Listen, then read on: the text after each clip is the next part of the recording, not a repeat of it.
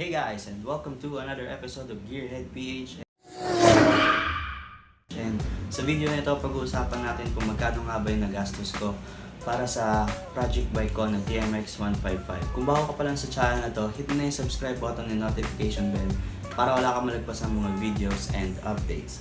So, let's get started. This is my 2012 Honda TMX 155. Tricycle naman ito for almost 4 years bago ito masira. Natambak ito ng almost 2 years. Noong 2018, I've decided na i-restore itong motor na ito into a classic looking bike para magamit ko pang service sa trabaho.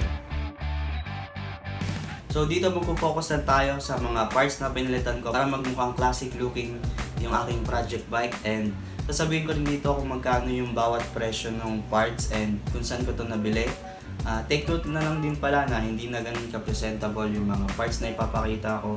Gawa na rin since 2 years ago ko na rin itong na-install, and everyday kong ginagamit yung motor ko. So expect nyo na hindi na ganun kaganda yung mga parts. Yun yan. So simulan na natin.